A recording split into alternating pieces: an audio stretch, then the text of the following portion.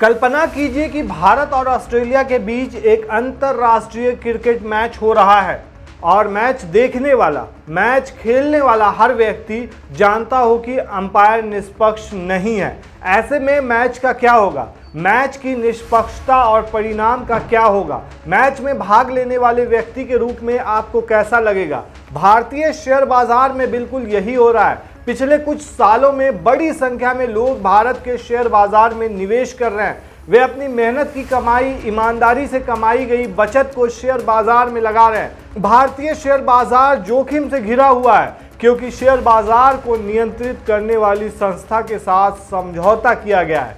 दरअसल Hindenburg report पर राहुल गांधी का यह बयान काफी वायरल हो रहा है। बीजेपी की नेता कंगना रनौत ने तो उन्हें सबसे खतरनाक आदमी तक बता दिया है। अपने ट्वीट में कंगना ने लिखा है कि राहुल गांधी सबसे खतरनाक और जहरीले आदमी हैं। अब सवाल ये उठता है कि आखिर हिंडनबर्ग रिपोर्ट पर राहुल गांधी ने ऐसा क्या कहा और इस रिपोर्ट पर इतना बवाल क्यों मचा हुआ है? कैसे अमेरिकी रिसर्च कंपनी हिंडनबर्ग रिसर्च ने नई रिपोर्ट में सीधा मार्केट रेगुलेटर यानी कि सेबी की चेयरपर्सन माधवी बूच पर अडानी ग्रुप के साथ मिले होने का दावा कर दिया, जिसके बाद भारत की राजनीति बेहद गर्मा गई। चलिए समझते हैं सब कुछ। सबसे पहले जनवरी 2023 में चलते हैं। हिंडनबर्ग रिसर्च ने अरबपति गौतम अडानी की अडानी ग्रुप को टारगेट करते हुए एक चौंकाने वाली रिपोर्ट जारी की थी। इसके बाद अडानी समूह के शेयरों में करीब $86 बिलियन की गिरावट आ गई थी। इसके बाद सेबी ने हिंडनबर्ग को नोटिस जारी किया था। अब आते हैं हाल में क्या हुआ। हिंडनबर्ग रिसर्च ने शनिवार को एक्स पर एक पोस्ट किया। पोस्ट में लिखा कि भारत में जल्द ही कुछ बड़ा होने वाला है। उसके बाद हिंडनबर्ग ने इस रिपोर्ट में अडानी ग्रुप और सेबी चीफ के बीच लिंक होने का दावा कर दिया। हिंडनबर्ग रिसर्च के नए दावे के मुताबिक सेबी की चेयरपर्सन माधवी बूच और उनके पति की अडानी मनी साइफनिंग मामले में इस्तेमाल किए गए दोनों ऑफशोर फंडों में हिस्सेदारी थी। सेबी ने अडानी के मॉरिशस और ऑफशोर शेल कंपनी में रुचि नहीं दिखाई थी, जो आश्चर्यजनक है। दस्तावेजों का हवाला देते हुए कहा गया कि सेबी की वर्तमान प्रमुख माधवी बूच और उनके पति धवल बूच के पास अडानी धन मामले में इस्तेमाल किए गए दोनों ऑफशोर बरमूडा और मॉरिशस फंड में हिस्सेदारी थी। इसमें गौतम अडानी के भाई विनोद अडानी ने भी काफ़ी मात्रा में पैसा लगाया था।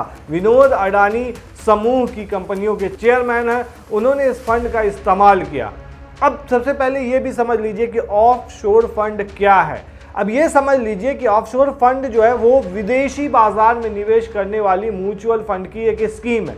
इसे इंटरनेशनल फंड भी कहा जाता है। ऑफशोर निवेश का मतलब है कोई भी निवेश गतिविधि किसी दूसरे देश, स्थान या अधिकार क्षेत्र में होती है। अब ये तो सिंपल सी चीज हो गई, लेकिन ऑफशोर फंड या इस तरह की कंपनियों का मकसद क्या होता है? दरअसल ऑफशोर ऐसी कंपनियां होती हैं जो किसी तरह के टैक्स, फाइनेंस या लीगल फायदे के लिए टैक्स हेवन देशों में गुपचुप तरीके से अपना संचालन शुरू कर देती हैं। ये कंपनियां corporate tax, capital gain tax जैसे कई तरह के टैक्स से बच जाती हैं और ऐसा करते हुए बहुत सारा पैसा बचाती हैं। अब क्या है हिंडनबर्ग रिसर्च? क्या है जो इनके पीछे आखिर क्यों पड़ा हुआ है? दरअसल हिंडनबर्ग रिसर्च अमेरिका की एक फॉरेंसिक वित्तीय अनुसंधान कंपनी है। इसकी स्थापना साल 2017 में नाथन एंडरसन ने की थी। इस कंपनी का काम इक्विटी, क्रेडिट और डेरिवेटिव्स का विश्लेषण करना है। मोटा मोटी ऐसे समझें कि किसी भी कंपनी में हो रही गड़बड़ी का पता लगाती है ये। इसके बाद उस कंपनी और गड़बड़ी की रिपोर्ट को प्रकाशित कर देती है। दरअसल अब हिंडनबर्ग रिसर्च ने आरोप लगा दिया है कि विसल ब्लोअर से मिले दस्तावेजों से पता चलता है कि जिन ऑफशोर संस्थानों का इस्तेमाल अडानी मनी साइफनिंग स्कैंडल में हुआ, उसमें सेबी अध्यक्ष माधवी बूच की हिस्सेदारी थी। ये अपने आप में बड़ा आरोप है कि जो रेगुलेटरी बॉडी होती है यानी कि सेबी इन सब चीज़ों को देखती है और उसी की जो चीफ हैं वो इस चीज़ में इन्वॉल्व हैं, ऐसा दावा किया जा रहा है। अब पहले ये समझ लीजिए कि सेबी क्या है। सेबी दरअसल securities and exchange board of India, securities market का एक महत्वपूर्ण रेगुलेटर है। सेबी को 12 अप्रैल 1992 को भारतीय बाजार की पारदर्शिता को बढ़ावा देने के लिए शुरू किया गया था। इसका उद्देश्य भारतीय सिक्योरिटीज़ मार्केट को नियंत्रित, मॉनिटर मॉनिटर और मैनेज करना है। मुख्य उद्देश्य निवेशकों के हितों की सुरक्षा करना और नियमों और विनियमों को शामिल करके एक सुरक्षित निवेश वातावरण को बढ़ाना है। मोटा मोटी हिंडनबर्ग का आरोप है कि सेबी की चीफ ने जानबूझकर अडानी की ऑफशोर कंपनी में दिलचस्पी नहीं दिखाई। इसी मामले को लेकर रविवार को लोकसभा में अपोजिशन के लीडर राहुल गांधी ने सोशल मीडिया प्लेटफॉर्म एक्स पर वीडियो मैसेज जारी करते हुए 3 बड़े सवाल पूछे। कहा कि छोटा खुदरा निवेशकों की संपत्ति की सुरक्षा का जिम्मा संभालने वाली सेबी ने चीफ के खिलाफ लगे गंभीर आरोपों से समझौता किया है। देश भर के ईमानदार निवेशकों के पास सरकार से महत्वपूर्ण प्रश्न है। राहुल गांधी ने एक्स पर जो 3 सवाल दागे वो इस प्रकार हैं। सेबी अध्यक्ष माधवीपुरी बूच ने अभी तक इस्तीफा क्यों नहीं दिया? अगर निवेशक गाढ़ी कमाई खो देते हैं तो किसे जवाबदेह ठहराया जाएगा?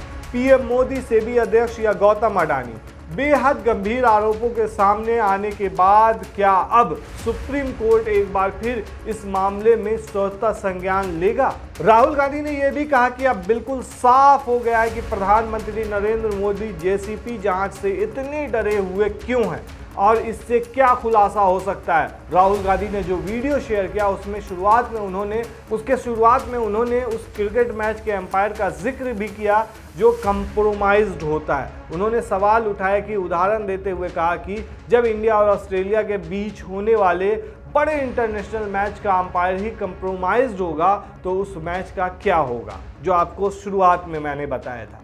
आपको बता दें कि कांग्रेस नेता राहुल गांधी ने पिछले साल भी हिंडनबर्ग की रिपोर्ट सामने आने पर गौतम अडानी, सेबी और केंद्र की मोदी सरकार को घेरा था। राहुल ने इस मामले में जांच के लिए ज्वाइंट पार्लियामेंट्री कमेटी यानी कि जेपीसी बनाने की मांग की थी। अब राहुल ने वही मांग एक बार फिर से दोहराई है। वहीं कांग्रेस के राष्ट्रीय अध्यक्ष मल्लिकार्जुन खड़गे ने भी मांग की थी कि सेबी चीफ पर जो कुछ भी आरोप लगे हैं उसकी जांच जेपीसी से कराई जाए। ये जेपीसी की जांच बेहद जरूरी है। खड़गे ने यह भी कहा कि केंद्र सरकार अडानी ग्रुप के घोटाले की जांच करवाकर सेबी पर लगे आरोपों पर अपना स्टैंड क्लियर करे। सेबी ने इस दौरान शीर्ष अदालत के आदेश का भी जिक्र किया और कहा कि शीर्ष अदालत ने अपने आदेश में कहा था कि सेबी ने 24 में से 22 मामलों में जांच पूरी कर ली है। 3 जनवरी वर्ष 2024 में शीर्ष अदालत ने कहा था कि सेबी ने अडानी समूह के 24 मामलों में से 22 मामले की जांच पूरी कर ली है। सेबी ने यह भी कहा कि बाकी बचे 2 मामले में से एक की जांच मार्च 2024 में पूरी कर ली गई है। इसके अलावा एक और मामले की जांच लगभग समाप्त होने वाली है। आपको बता दें कि जनवरी 2023 में हिंडनबर्ग रिसर्च ने अडानी समूह पर निशाना साधते हुए एक रिपोर्ट जारी की थी। इस रिपोर्ट से हड़कंप मच गया था क्योंकि हिंडनबर्ग ने अडानी समूह पर कई गंभीर आरोप लगाए थे। जनवरी 2024 में सुप्रीम कोर्ट ने अडानी समूह द्वारा स्टॉक मूल्य में हेराफेरी के आरोपों की जांच एसआईटी को हस्तांतरित करने से इनकार कर दिया था। इसके अलावा शीर्ष अदालत ने सेबी को 3 महीने के भीतर 2 लंबित मामले में अपनी जांच पूरी करने का निर्देश दिया था। तो ये है पूरा मामला और इसी पे बवाल मचा हुआ है। आप क्या कहते हैं दोस्तों, हमें कमेंट में ज़रूर बताएं। शुक्रिया।